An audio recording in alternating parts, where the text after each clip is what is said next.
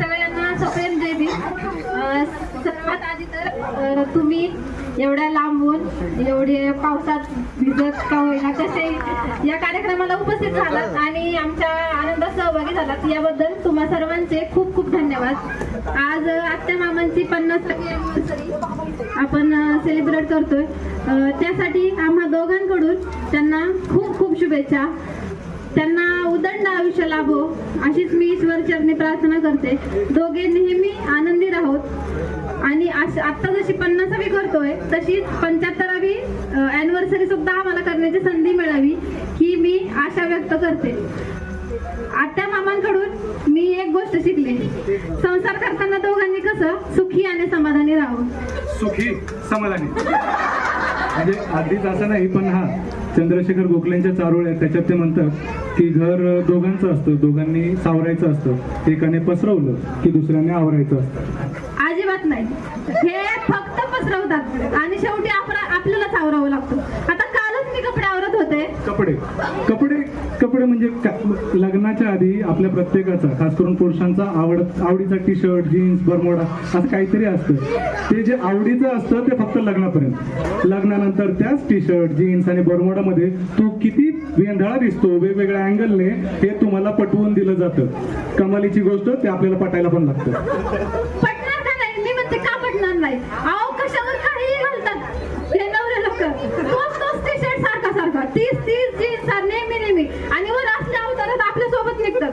आणि मग त्यांच्याच नातेवाईकांना असं वाटतं की लग्नाआधी माझा बबडू किती राजबिंडा दिसायचा आणि मग थोडंसं बरं दिसलेलं काय वाईट आहे? मी म्हणते बरं दिसणं आहे थोडं अवघड, पण निदान प्रयत्न करायला तरी काय हरकत आहे?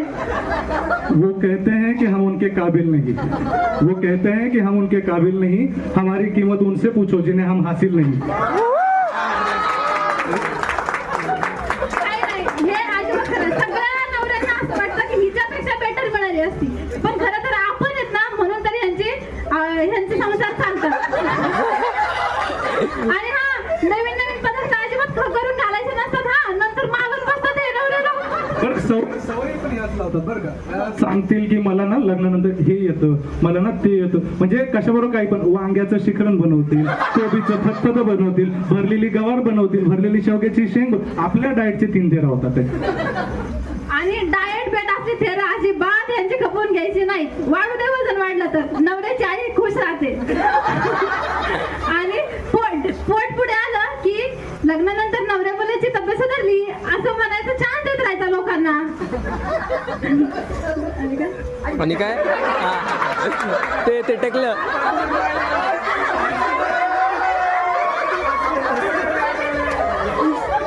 आणि तसे हे डाएट थोडी ना आपल्यासाठी करतात, हे बरे दिसावेत म्हणून करतात. मी म्हणते कोणाला बरे दिसावेत? उत्तर त्याच्या भानगडीत आपण पडायचं नाही. म्हणजे आपलं उत्तर किती बरोबर असो, खरं असो, अगदी ब्रह्माने लिहिलेलं सत्य असो, अंतिम सत्य एकच, बायको ऑलवेज राईट. काही बायको ऑलवेज राईट म्हणे असं अजिबात नाहीये. शेवटी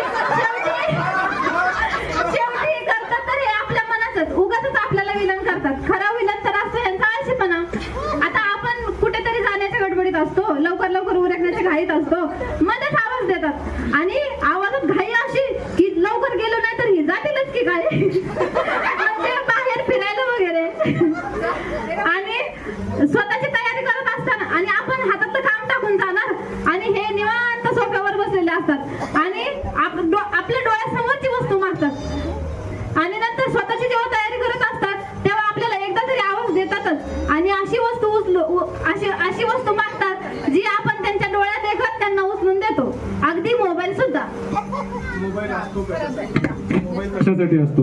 मोबाईल आलेला फोन घेण्यासाठी, एखादा फोन करण्यासाठी किंवा क्वचित त्याच्याने फोटो काढायचा. बरोबर? चूक. त्याच्याने सेल्फी सारखा एक घातक प्रकार केला जातो आणि तासन तास बोललं जातं. ही प्रेग्नंट असताना हिला फोन आलेला, मनवाच्या पहिल्या वाढदिवसाला कट केलाय.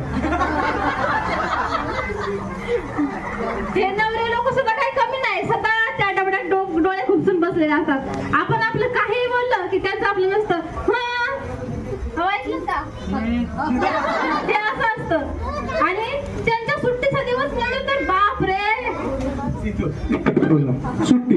लग्नाच्या आधी सुट्टी असते म्हणजे आपण कामावर जातो, येतो, थकतो. सुट्टीच्या दिवशी सुट्टी असते. लग्नाच्या नंतर आपण कामावर जातो, येतो, थकतो आणि सुट्टीच्या दिवशी जास्त काम करतो. आज माझं ना हे आहे, चला जाऊ. आज तुमचं ते आहे, चला जाऊ. आज माझ्या घरी हे आहे, चला जाऊ. आज तुमच्या घरी ते आहे, चला जाऊ. आज मला सुट्टी आहे, चला जाऊ. आज तुम्हाला सुट्टी आहे, चला जाऊ. आणि काय चाललंय काय? खरं तर हे खरंय, सुट्टी नसते खरं तर- आपल्याला पण आणि त्यांना पण. आणि हा आपण पुरुष मंडळी करतो बरं का, पसारा करतो. डान्स करायचा तुला. आणि किती थकलेले असले ना तरी करतात अजून मधून मधून. कपड्याचा चॉईस पण यांचा आपल्यापेक्षा बरा असतो. काय हा ते माझं पाठ आहे. माझं पाठ आहे. मला 2 मार्क पाहिजे. माझं पाठ आहे.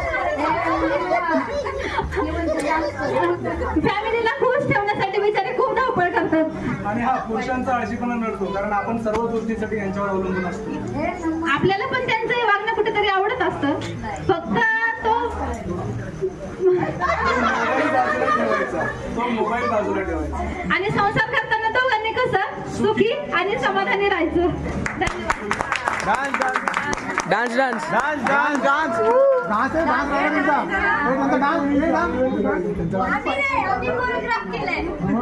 डान्स करायला काय नाही, पण तुम्हाला